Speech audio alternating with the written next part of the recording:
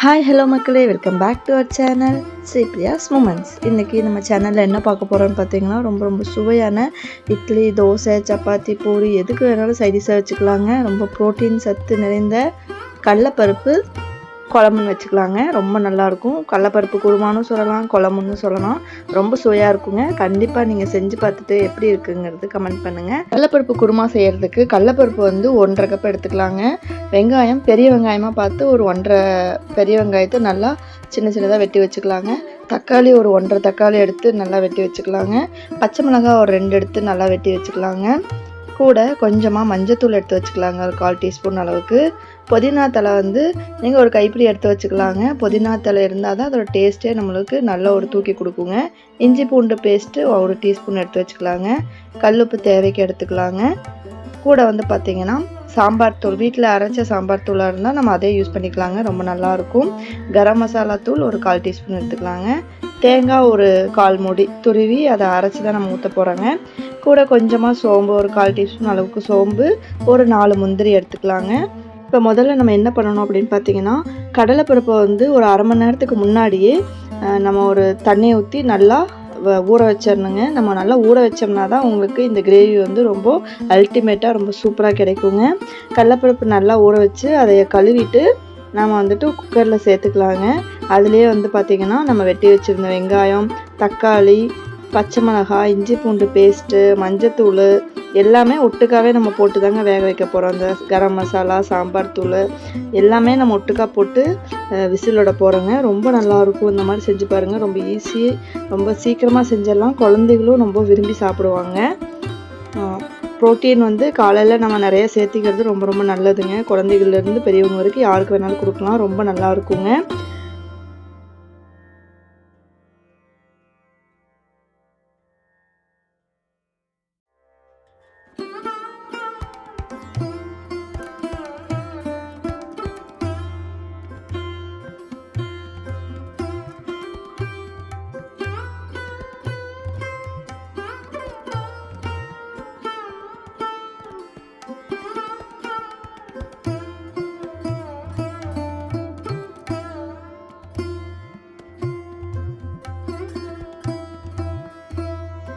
இப்போ நம்ம அதில் அளவான தண்ணி ஊற்றி இந்த எல்லா பொடியும் எல்லாமே போட்டுட்டு அளவான தண்ணி ஊற்றி கடலைப்பருப்பை நல்லா ஒரு 2 விசில் விட்டு எடுத்துக்கலாங்க. ஊற வச்சிட்டிங்கன்னா ஒரு 2 விசில் உங்களுக்கு போதுமானதாக இருக்குங்க.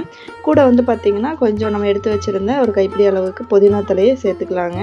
புதினா தலை எல்லாமே சேர்த்து நல்லா குக்கரை மூடி விசில் விட்டுடலாங்க. ஒரு 2 விசில் வரட்டும்.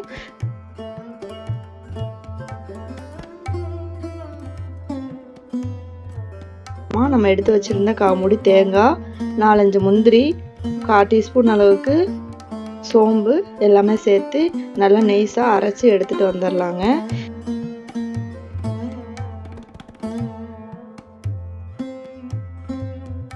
இப்போ பார்த்தீங்கன்னா நம்மளோட கடலைப்பருப்பு நல்லா வெந்து நல்லா ஒரு அரோமாவோட தயாராகிடுச்சுங்க. குருமா செய்கிறதுக்கான அரோமாவோட நல்லா தயாராகிடுச்சு. கடலைப்பருப்பு வெந்துருச்சா அப்படின்னு சொல்லிட்டு நம்ம ஒரு கடலைப்பருப்பு எடுத்து டெஸ்ட் பண்ணி பார்க்கலாங்க. பாருங்கள், அவ்வளோ அருமையாக வெந்துருச்சுங்க. இந்த அளவுக்கு இருக்கணும். ரொம்ப வெந்து குழஞ்சி போகிற அளவுக்கு இருந்தாலும் உங்களுக்கு இந்த குருமா நல்லா இருக்காதுங்க. இந்த கடலைப்பருப்புன்னு தெரியணும், ஆனால் வாயில் போட்டோன்னா அப்படியே மென்று முழுங்குற மாதிரி இருக்கணுங்க.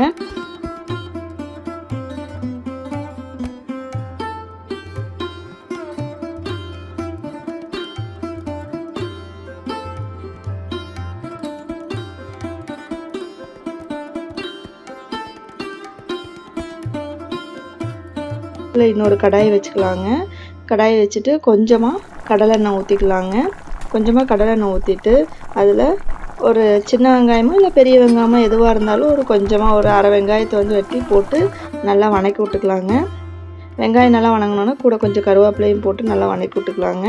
இந்த வெங்காயம் நல்லா பொன்னிறமாக மாறினோன்னே நம்ம வேக வச்சுருந்த அந்த கடலைப்பருப்பு எடுத்து அப்படியே அந்த கடலைப்பருப்பு, வெங்காயம், தக்காளி, பச்சை மிளகாய், இஞ்சி பூண்டு பேஸ்ட்டு எல்லாம் போட்டிருந்தோம்லங்க, அதெல்லாம் நல்லா வணங்கி வர்ற அளவுக்கு போட்டு நல்லா கிண்டி விட்டுறலாங்க.